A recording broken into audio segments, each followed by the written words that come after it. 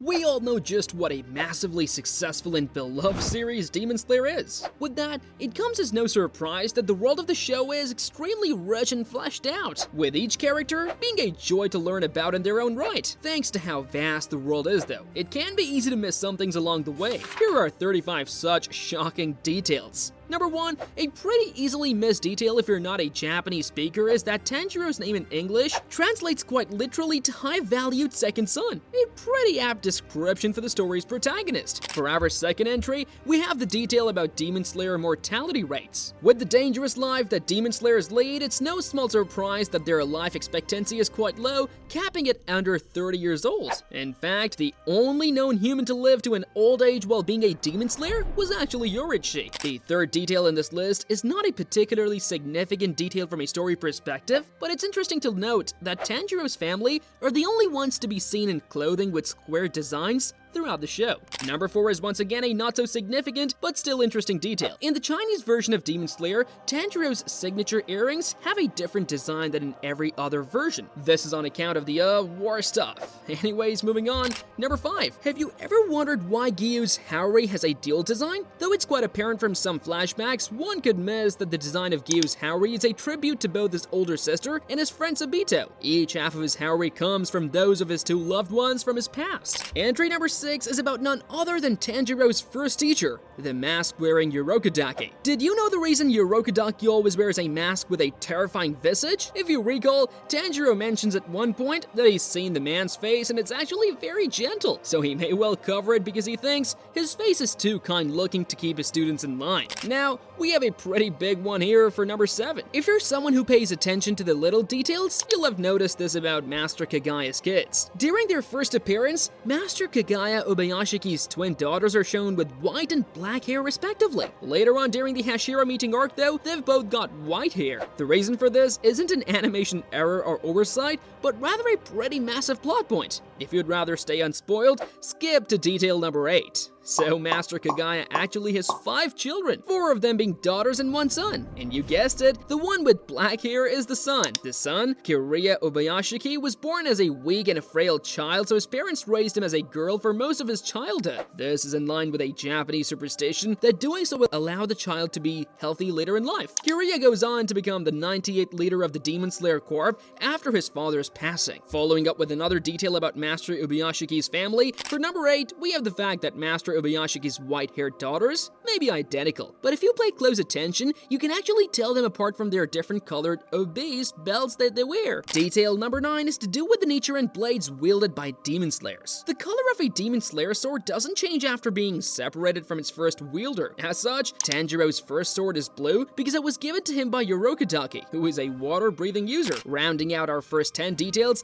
we have the somewhat amusing fact that Muzan was a massive player. Yep, that's pretty much it. Dude had hella wives over the course of his ridiculously long life. Staying on the topic of Muzan's personality for detail number 11, the Demon King is also a massive snowflake when it comes to his pale skin or the topic of death. Demon MJ is so obsessed with becoming immortal that just the thought of death makes him pop a rage boner. Detail number 12 is found in Tanjiro and Nezuko's first battle against demons sent by Muzan himself, when Nezuko displays her use of a demon ability. During the attack on Tanjiro and Nezuko by the 2 demons sent by Muzan, Nezuko instinctively uses the demon regeneration to heal her leg. In doing so, she gives us a pretty early look at the demon's ability to even regenerate their clothes, as seen with the restoration of her sock with the leg. It's something we see several times from other demons in the future, such as Daki in the second season. Detail number 13 is to do with Inosuke's constant name-calling of Tanjiro. See, he doesn't call Tanjiro by the wrong name all the time because he's stupid. Well, okay, maybe he is, but the reason he calls Tanjiro by the wrong names is just because he's a great A-troll that wants to annoy the boy. For number 14, let me remind you of the requirements for becoming a Hashira. One of them is that you have to have killed one of the 12 Kizuki. So, if Tanjiro had been the one to finish off Ruins of Gyu, he would have been eligible to become a Hashira right then and there. Big man almost did a speedrun on that. The 15th detail deals with the interpretation of the afterlife in the Demon Slayer world. As seen in the scene of Rui reuniting with his parents in the afterlife, afterlife, those who are innocent before becoming demons have their sins absolved and are allowed into heaven. Only those who were evil beforehand go to hell, with Nozan being at the top of the list since all those absolved sins go to him as well. Makes sense that he doesn't want to die. Number 16 is a particularly incredible detail which lies in Rengoku's mastery of the blade and his power. While the flame effect of his technique creates plenty of fire, you can also see in certain instances that there is some genuine physical fire on his blade because of the friction from how fast he swings his blade. This can be seen in the scene where he decapitates a demon. Detail number 17 is slightly more of an Easter egg than a relevant detail, but that just makes it even easier to miss. On the Mugen Train, there are several characters in the background with pretty much identical appearances to those of Tanjiro's family, mainly his mothers and sisters. That had to be an emotional gut punch to see. Detail 18 is Akaza's unusual form of demonic regeneration. When Rengoku chopped off Akaza's arm, he regenerates it in a manner different from what's usual for demons. Rather than going in sequence of bone, flesh, and skin, he literally just pops a new arm out of the stump, Piccolo style. Focusing on the train itself allows you to see detail number 19, which is to do with its location. When you look at the scene of the crash train, you can spot a tunnel literally just a few dozen meters further up. If the crash had happened just a minute or two later, chances are Akaza would have killed Rengoku and the others, since there wouldn't be any chance of sunlight getting in there. Detail number 20 is something you'd never know if you're an anime only,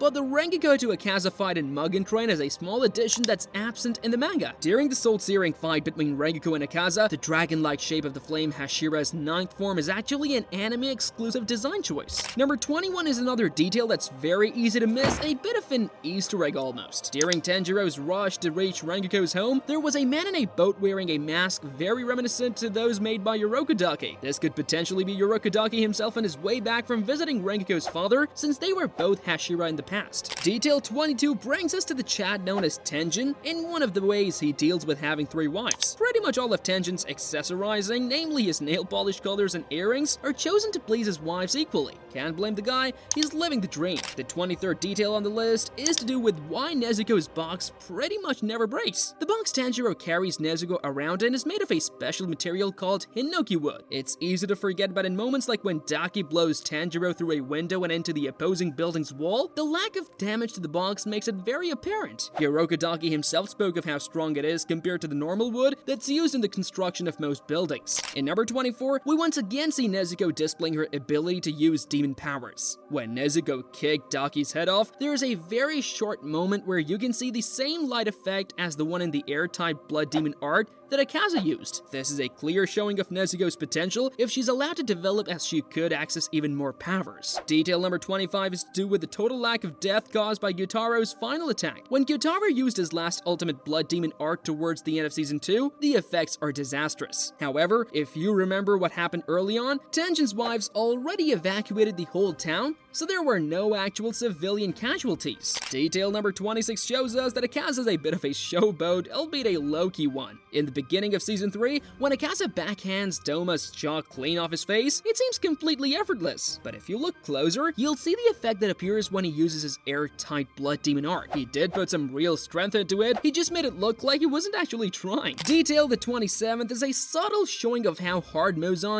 has been searching for his goal. When Muzan was speaking of Daki and Gyutaro's defeat, his record showed that he's tried over 100, specifically 133 different flowers as an ingredient for the medicine to allow him to walk in the sunlight. All of those have, of course, been unsuccessful. And that is all. Don't forget to like and subscribe to the channel, and click here to check out another very interesting Demon Slayer video. See you in the next one. Bye.